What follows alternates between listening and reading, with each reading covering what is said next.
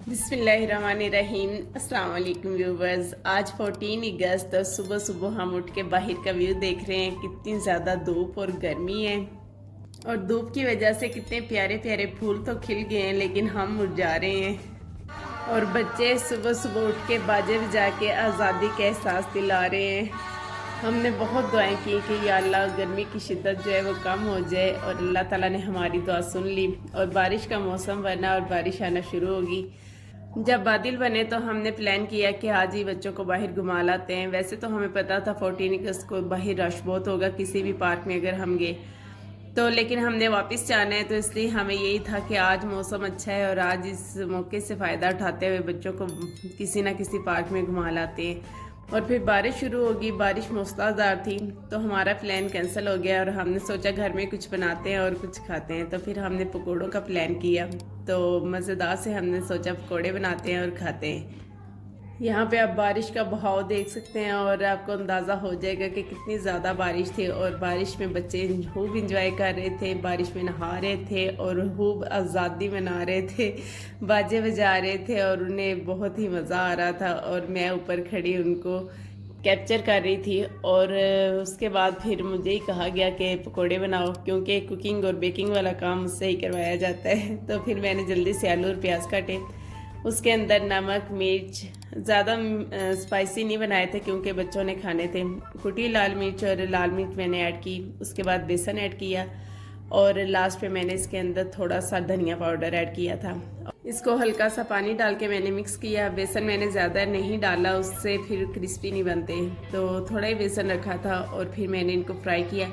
जब मैं फ्राई कर रही थी तो बारिश थम चुकी थी, तो सब बच्चों ने फिर से शोर मचाना शुरू कर दिया कि हमने तो जाना ही जाना है पार्क। तो फिर हम लोगों ने जो पकोड़े बनाए थे उनको पैक किया और फिर हम पार्क की तरफ चल दिए। बच्चे बहुत हैप्पी थे तो हमने सोचा कि नहीं यू पार्क ले चलते हैं। वहाँ पे हम पहले नहीं गए क्योंकि पहले हम जब लास्ट ईयर आए थे तो हम गए थे जॉयलैंड, और इस दफ़ा हमने सोचा कि यू पार्क देख के आते हैं कि वो कैसा है। मौसम बहुत अच्छा था, बादल बने हुए थे, व्यू बहुत अच्छे आ रहे थे। और यहाँ बारिश की वजह से देखें कितना पानी जमा हुआ है सड़क पे, और इसी सड़क पे जो पानी खड़ा हुआ था इसमें बच्चे तैराकी कर रहे थे और उन्हें देख के हमें इतनी हैरत हो रही थी कि बच्चे कितना एंजॉय कर रहे हैं। और ऐसे बच्चे ज़्यादा हेल्दी रहते हैं। मैंने देखा है जो ज़्यादा केयर करते हैं उनके बच्चे ज़्यादा बीमार होते हैं। एनीवेज हम पार्क पहुंच चुके हैं। हमें अंदाज़ा तो था कि क्राउड बहुत ज़्यादा होगा, लेकिन इतना क्राउड होगा इस बात का अंदाज़ा नहीं था। ऐसे लोग जोक दर जोक अंदर जा रहे थे जैसे कोई हज करने आए हो। फिर जिस तरह हमारा दिल किया पार्क में जाने को, इसी तरह सबका दिल किया और सभी, मुझे लगता था कि पूरा इस्लामाबाद इसी पार्क में आ गया। और मेरी सिस्टर तो देख के इतना घबरा गई कि वो कहते यहीं से वापस चलते हैं। मैंने उससे कहा अंदर तो चलते हैं, देखते तो हैं अंदर क्या कुछ है, लेकिन घबराहट बहुत हो रही थी इतना ज़्यादा हजूम देख के। तो बच्चों को हम लेके गए, थोड़ी सी उन्हें स्लाइड वगैरह दिलवाई और बच्चे खुश हो। बच्चे तो क्या, बड़े बड़े लड़के भी बाजे बजा रहे थे और वो बाजों की आवाज़ इतनी वो इरिटेट कर रही थी, ऐसा लग रहा था कि आज योम आज़ादी नहीं है, योम बाजा डे है। और ये किसने ईजाद की है उसको ना ज़रूर फेंटी लगनी चाहिए।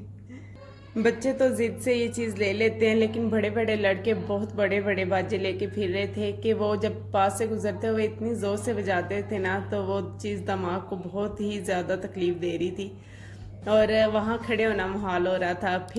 फिर हमने देखा कि बोट पे इतना रश नहीं है तो हम बच्चों को बोट पे झूला दिलवा लेते हैं। बच्चे बहुत खुश थे और बोट के अंदर बैठ के इतना बच्चों ने एंजॉय किया। मेरी बहुत छोटी सी नीस है, वो तो बोट रुकने पे रोना शुरू होगी। जब उसे उठा के बाहर निकाला तो बाहर वो जिद करने लगी कि मैंने अभी बाहर नहीं आना था। बहुत इंजॉय किया बोट पे। और बोट पे झूला लेने के बाद हमें लग रहा था कि हमारा पार्क आने का जो मकसद है ना वो पूरा हो गया है। बोर्ड पे हर क्लिप इतना अच्छा लग रहा था ना, जो मैंने क्लिप लिए हैं। आई होप कि आप भी इंजॉय करेंगे।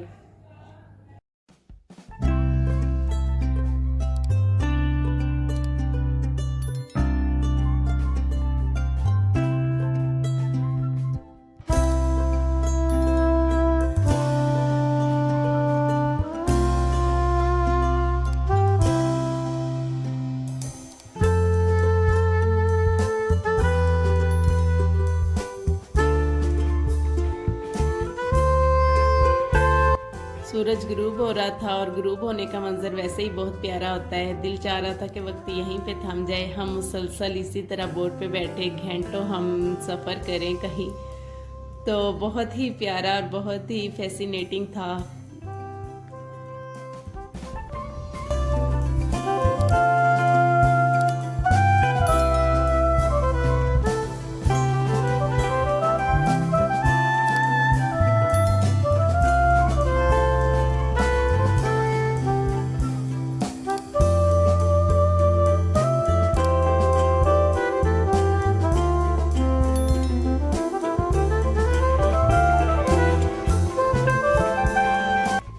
पता भी नहीं चला चक्कर कब पूरा हो गया हमारा। और उन्होंने जब कहा कि अब आप निकले बाहर, आपका टाइम ख़त्म हो गया है, तो फिर हम लोग निकल गए।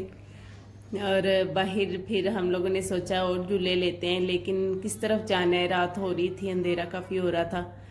तो फिर हम लोग ज़्यादा नहीं चले क्योंकि बच्चे थक रहे थे, वो थकावट के आसार उन पे नज़र आ रहे थे। तो हमने सोचा अगर आगे जाएंगे तो फिर बच्चे ज़्यादा थकावट महसूस करेंगे तो हमें उठाना पड़ेगा, तो क्यों ना हम वापस चलते हैं। फिर हम लोगों ने बस थोड़े से सीन देखे, इधर उधर फ़ोटोज़ बनाई बच्चों की, और फिर हम लोगों ने बैठ के वहाँ पे पकोड़े खाए जो हम लेके गए थे।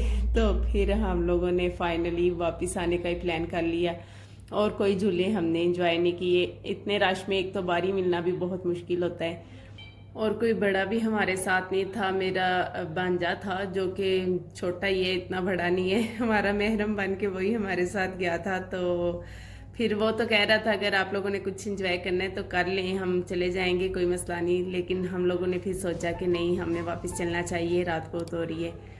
तो यहाँ पे लाइट्स देखें कितनी अच्छी लग रही हैं हर कलर की, और 14 अगस्त के हवाले से ग्रीन लाइट्स भी जल रही थी, और काफ़ी अच्छा ये सीन लग रहा था। तो मैंने सोचा ये भी कैच कर लेती हूँ।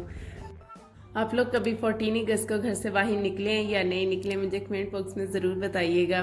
बाहर निकलना कैसा होता है इतने क्राउड में, मुझे तो बहुत अजीब फील हो रहा था।